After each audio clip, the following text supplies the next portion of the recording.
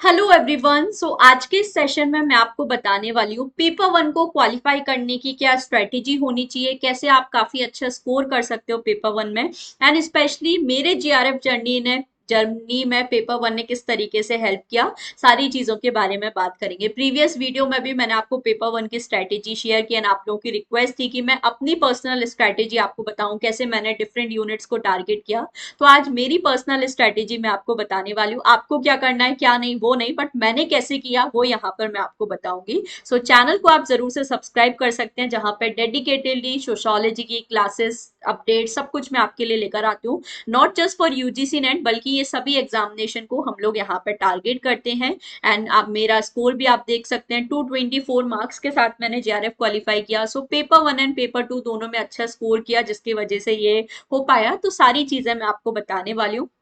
And मेरी strategy अगर आपको अच्छी लगती है तो मेरे साथ जो पूरा पर्सनलाइज गाइडेंस के लिए आप यहाँ पे बैचेस को ज्वाइन कर सकते हैं, जिसमें मैं अपने तरीके से आपको सारी चीजें बताऊंगी, क्या गलतियां मैंने की थी जो आपको नहीं करनी है। आपको बिल्कुल सारा वन ऑन वन गाइडेंस भी प्रीमियम बैचेस में मिल जाता है, जिसमें हम पेपर वन एंड सोशियोलॉजी की अच्छे से प्रिपरेशन करते हुए चलते हैं। आप जरूर से ज्वाइन कर सकते हैं। प्रीवियस क्लास में मैंने आपको बताया था क्या 5 स्टेप पेपर वन की स्ट्रेटेजी है जो फॉलो करनी चाहिए। तो अगर आपने प्रीवियस वीडियो नहीं देखी है तो चैनल पे जाके जरूर देखना। ये सारे पॉइंट्स हैं जो मैंने आपको प्रीवियस वीडियो में एक्सप्लेन किए। आज मैं पर्टिकुलरली बात करने वाली हूँ कि जैसे पेपर वन में ये हमें 10 यूनिट्स दी गई हैं, तो ये 10 यूनिट्स को हम किस तरीके से प्रिपेयर करें। सोशियोलॉजी स्टूडेंट्स के लिए कैसे ये जो यूनिट है इंपॉर्टेंट हो जाती है, किस यूनिट को आपको ज्यादा टारगेट करना चाहिए, तो वो यहाँ पर मैं आपको बताऊंगी। तो ये 10 यूनिट्स हैं जो हमारे सिलेबस में दी गई हैं। अब इसको मैं 3 पार्ट में डिवाइड करती हूँ। जैसे जो टीचिंग एप्टीट्यूड है, रिसर्च एप्टीट्यूड है, आईसीटी है, ये काफी हद तक कंसेप्चुअल यूनिट है मेरे लिए, जिसमें कंसेप्ट हमें ज्यादा समझने। ठीक है, कम्युनिकेशन की बात करूं, पीडीई की बात करूं, हायर एजुकेशन की बात करूं, काफी हद तक फैक्चुअल यूनिट हम बोल सकते हैं। जैसे स्पेशली पीडी हायर एजुकेशन में तो आपको फैक्ट ही मोस्टली याद करने हैं। बाकी जो आपकी 4 यूनिट है, जैसे कि logical reasoning, reading comprehension, DI, mathematical reasoning, ये मेरी ज्यादा प्रैक्टिस वाली यूनिट है, जिसमें आप जितने ज्यादा क्वेश्चन प्रैक्टिस करोगे उतना ज्यादा आपको बेटर रिजल्ट मिलेगा। तो ये एप्लीकेशन ओरिएंटेड यूनिट है, जहां पे प्रैक्टिस की आपको बहुत जरूरत है। तो इस तरीके से मैंने अपना यूनिट बाइफरकेशन किया। पहले आपको ये पता होना चाहिए कि किस यूनिट को प्रिपेयर करने का तरीका क्या है। ठीक है, तो ये चीजें हमें याद रखनी है। अब जैसे आईसीटी में कुछ आपकी न्यूमेरिकल आते हैं, तो वो प्रैक्टिकल अप्रोच भी हो जाएगा। रिसर्च एप्टीट्यूड में भी तो उसके बारे में भी बात करेंगे। अब मैंने देखो पेपर वन में कैसे टारगेट बनाया। जैसे मैंने आपको अपनी प्रीवियस वीडियो में भी बताया कि बहुत हमें ज्यादा हाई लेवल टारगेट नहीं करना है, जो अचीवेबल है मैं वही आपको बताऊंगी।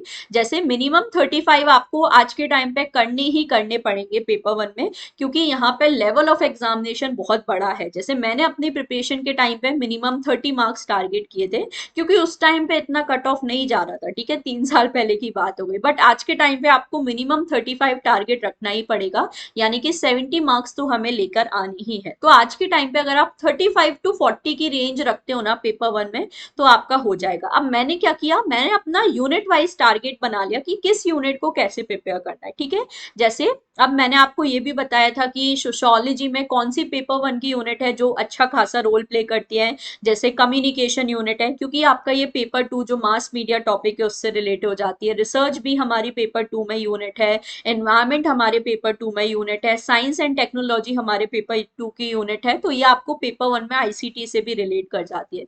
तो ये 4 ऐसी यूनिट हैं जो आप स्पेशली सोशियोलॉजी पेपर वन में एक्सपेक्ट कर सकते हो कि आपको अच्छे लेवल के क्वेश्चन यहाँ पे देखने को मिलेंगे। अब मैंने कैसे यहाँ पे यूनिट वाइज टारगेट किया वो देख लेते हैं। जैसे teaching aptitude, on an average अगर मैं मान के चलूँ कि हर यूनिट में से सपोज 5 क्वेश्चन आ रहे हैं, तो मैं किस यूनिट को कैसे टारगेट करूँ। तो यहाँ पे टीचिंग एप्टीट्यूड में मैंने क्या किया, बिल्कुल मुझे ट्राई करना है कि 5 आउट ऑफ 5 क्वेश्चन मैं सही कर लूँ, क्योंकि teaching aptitude comparatively easy unit थी मेरे लिए।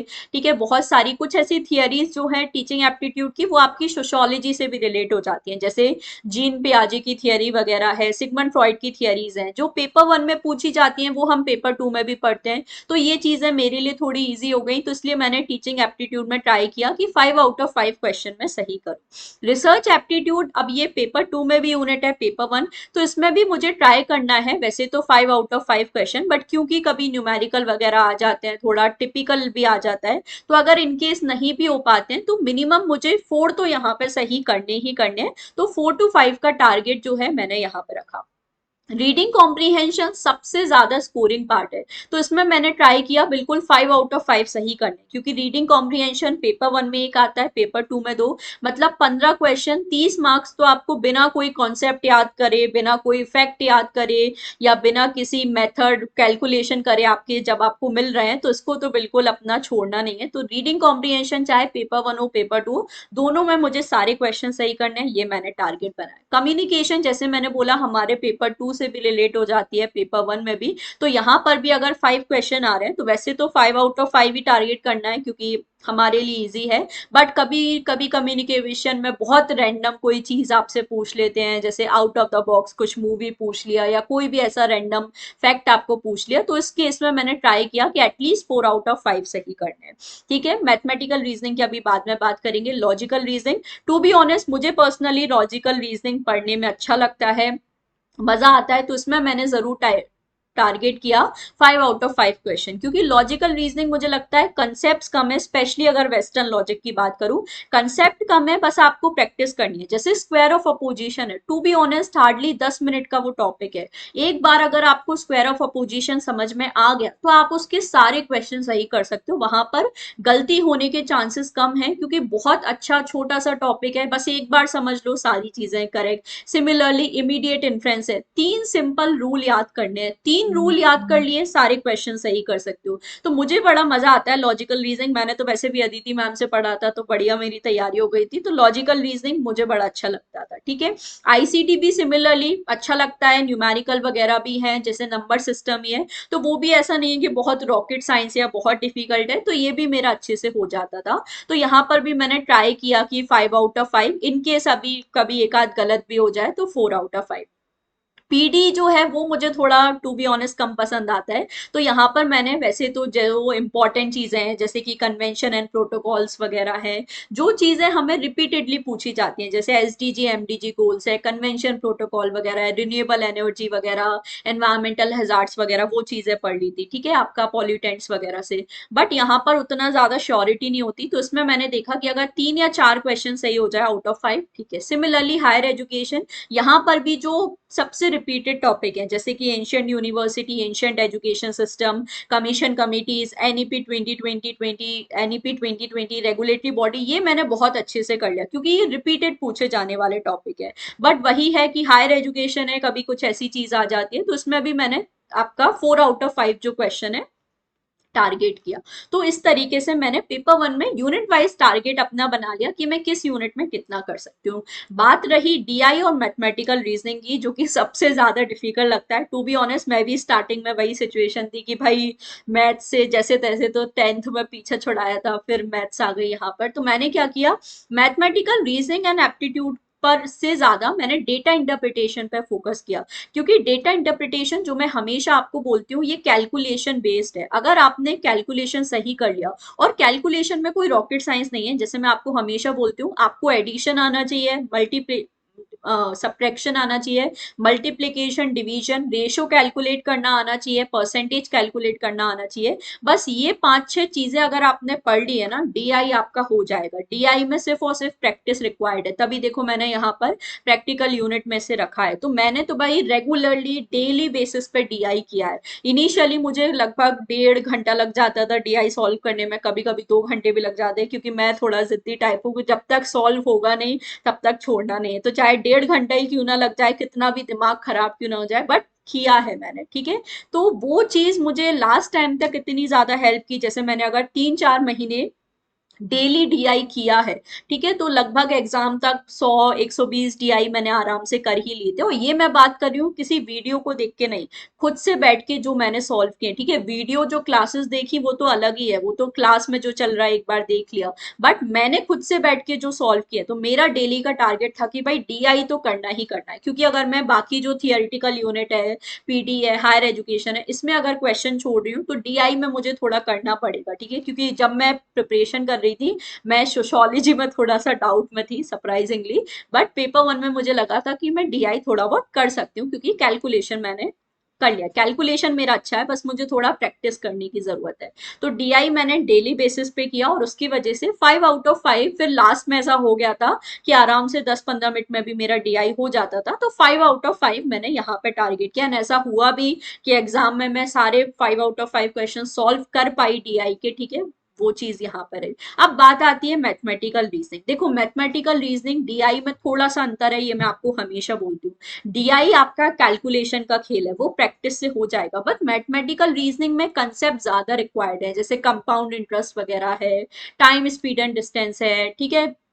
पाइप एंड सिस्टम वाले जो क्वेश्चन होते हैं, मिक्सचर एंड एलिगेशन वाले क्वेश्चन जो होते हैं, ठीक है। और आपका जो आ, क्या बोलते हैं उसे, टाइम एंड वर्क वाले जो क्वेश्चन है, मुझे ये चीजें नहीं समझ में आती, चाहे मैं कितना भी पढ़ लूं नहीं आता। तो मैंने क्या किया, ठीक है लीव इट, ये टॉपिक नहीं हो रहा है, छोड़ दो। मैंने मैथमेटिकल रीजनिंग में क्या किया, जो आपके नंबर सीरीज वगैरह है ना उसको टारगेट कर लिया। जैसे मैथमेटिकल रीजनिंग में 5 क्वेश्चन आ रहे हैं, तो उसमें से 1 या 2 क्वेश्चन हर बार ऐसा होता है कि नंबर सीरीज के आ रहे हैं या कोडिंग डिकोडिंग के आ रहे हैं। तो मैंने मैथमेटिकल रीजनिंग में टारगेट बना लिया कि मैं 2 क्वेश्चन तो सही कर सकती हूँ, ठीक है। बाकी के भी जो 3 क्वेश्चन है, जो ऐसा नहीं है कि बिल्कुल ही देख के छोड़ देना है, उसमें भी कुछ ना कुछ तिगड़म तो लगाना ही है। ऑप्शन के बेसिस पे अगर सॉल्व हो रहा है, या अगर तुक्का भी मारना है तो थोड़ा एजुकेटेड गैस मारना है। बट मैंने उसमें इतना ज्यादा अपना टाइम वेस्ट नहीं किया कि मैं बहुत ज्यादा टाइम स्पीड डिस्टेंस वो सब पढ़ने लगी हूँ, क्योंकि मुझे पता है कि उसमें इतना ज्यादा टाइम देने से अच्छा मैं बाकी कर लूँ। बट मैंने मैथमेटिकल रीजनिंग में, जैसे मैंने बोला, नंबर सीरीज है, कोडिंग डिकोडिंग है, इनको रेगुलर बेसिस पे प्रैक्टिस किया, तो ये मुझसे काफी हद तक सॉल्व हो ही जाते थे, ठीक है। और इतना ज्यादा डिफिकल्ट भी नहीं आते। ये मैंने ऐसे अपना टारगेट बनाया पेपर 1 में। इस हिसाब से अगर आप देखो, ऐसे आप अपना टारगेट बना लेते हो यूनिट वाइज। अब जैसे देखो, मुझे लॉजिकल रीजनिंग अच्छा लगता, मैंने इसमें 5 आउट ऑफ 5 किया। हो सकता है कि आपको जो है हायर एजुकेशन ईजी लगता हो, तो आप इसमें अपना टारगेट बनाओ। तो ये आपको मैंने एक तरीका बताया कि मैंने कैसे किया। अब आप भी अपने अकॉर्डिंग डिसाइड कर लो कि आप किस यूनिट में कितना स्कोर कर सकते हो, आप कितना खींच सकते हो किस यूनिट में अपना स्कोर। तो ऐसे आप अपने अकॉर्डिंग डिसाइड कर लो, जो भी यूनिट आपको अच्छी लगती है नहीं लगती है उसके अकॉर्डिंग। बट इस तरीके से जब आप स्ट्रेटेजी बना के प्रिपेयर करते हो ना, तो वो हो जाएगा। मैथमेटिकल रीजनिंग और डीआई का जरूर ध्यान रखना, डीआई अप्रोचेबल है, डुएबल है, बस आपकी प्रैक्टिस की जरूरत है। जैसे इस बार का भी जो डीआई था, माना कि डिफिकल्ट था, टाइम कंज्यूमिंग था, बट वो इम्पॉसिबल नहीं था। अगर आपने जैसे सोशियोलॉजी खराब किया, तो पेपर 1 में अगर वो डीआई सॉल्व हो जाता तो अच्छा, फिर भी थोड़ा सेटिस्फेक्शन होता कि चलो 10 मार्क्स हो जाते। क्योंकि ऐसा नहीं है कि डीआई किसी से सॉल्व हुआ ही ना हो। देयर आर स्टूडेंट्स जिन्होंने उस टाइम पे अपना थोड़ा सा सूझबूझ से काम लिया कि अगर पेपर 2 इतना डाउन जा रहा है, तो चलो डीआई में अगर थोड़ा एक्स्ट्रा टाइम लग रहा है तो दे देते हैं। बट वो वहां से, क्योंकि चांसेस हैं कि हमारे आंसर सही हो जाएंगे अगर पेपर 2 में हमारी इतनी अनसर्टेनिटी है। तो ये चीजें हमें कामली सोचनी पड़ेंगी, और ये आप तभी कर पाओगे जब आपने उस तरीके से प्रैक्टिस की। सो आई होप मेरी ये जो स्ट्रैटेजी आपको काम आए कि कैसे मैंने पेपर 1 में फिल्टर आउट किया। तो कल का वीडियो भी जरूर देख लेना, जहां पर मैंने आपको ये सारे 5 स्टेप एक्सप्लेन किए और मैंने कैसे यूनिट वाइज टारगेट किया, ये भी आप देख सकते हो। तो जब आप इस तरीके से फिल्टर आउट करोगे ना, आराम से आपके 35 से 40 क्वेश्चन यहाँ पर निकल जाएंगे। तो वो आप कर सकते हो। बाकी नेगेटिव मार्किंग है नहीं, तो तुक्के भी लगा सकते हो, वो भी सही हो सकते हैं। तो ये चीज हमें करनी है, ठीक है। तो आपका क्या प्लान है, जरूर मुझे कमेंट सेक्शन में बताना है। आई होप ये जो वीडियो है आपके लिए हेल्पफुल रही हो। बाकी कोई भी डाउट है कमेंट सेक्शन में बता सकते हो, और इसी तरीके से मेरी पर्सनलाइज स्ट्रेटेजी के अकॉर्डिंग आप प्रिपरेशन करना चाहते हो, प्रीमियम बैचेस को भी आप डेफिनेटली ज्वाइन कर सकते हो। बाकी यूट्यूब क्लासेस भी आपके लिए चल रही है इस चैनल पे, उसको भी आप फॉलो कर सकते हो। आज के लिए बस इतना ही। Don't forget to like and share the video. Thank you so much for watching.